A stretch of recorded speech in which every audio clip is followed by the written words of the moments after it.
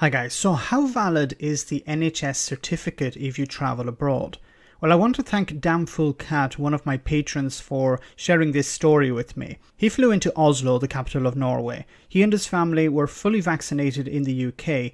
They had also received a negative test certificate, which is something that you had to pay for in order to leave the UK.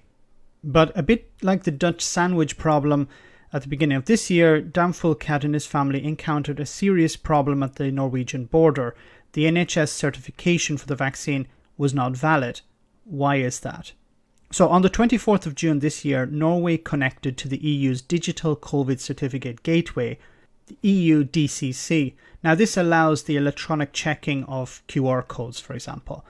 However, the UK is not a member of the EU DCC as it left the European Union. I checked, and according to the EU tool on the website, which I'll leave a link to, it allows members of the European Union to travel to Norway, which is not a member of the European Union.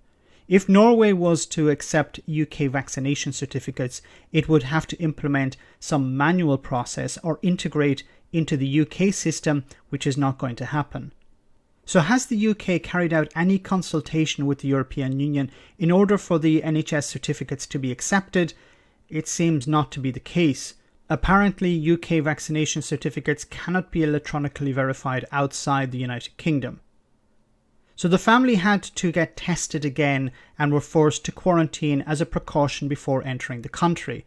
The family were stuck in quarantine for a minimum of 4 days. They could leave and return to the UK, but they could not pass the border into Norway. As they were considered at fault, the Norwegian government would not pay for the quarantine, so they had to shell out a considerable amount just to stay in a hotel for a number of days.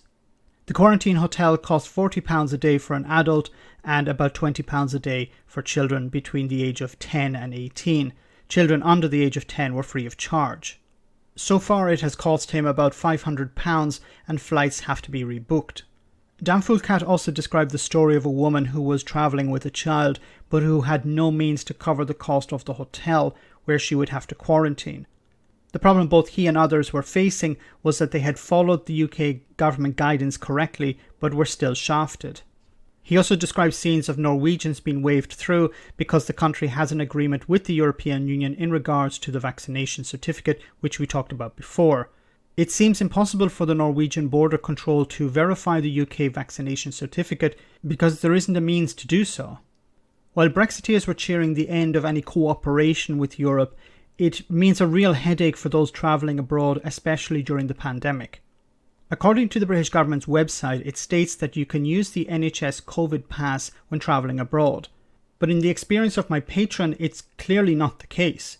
The EU have developed their own certification and invited other countries like Norway on board. Then to me that sounds like a good idea. But by the UK not joining it due to some Brexit mentality means truly the wrong people are in charge at the top. Thanks to Damfoolcat for sharing this story. Let me know in the comment section, guys, what you think about all of this. As always, your comments are greatly appreciated. Thanks a lot. I want to say a big thank you to all of my patrons. You ensure that this channel continues to exist. I'm eternally grateful for all of your support. If you join Patreon, you will receive instant access to our Discord server, where we have both audio and video chats. You can chat with me and other patrons, where we discuss important and non-important issues. Becoming a patron per month costs about the same as a large coffee, so why not check it out?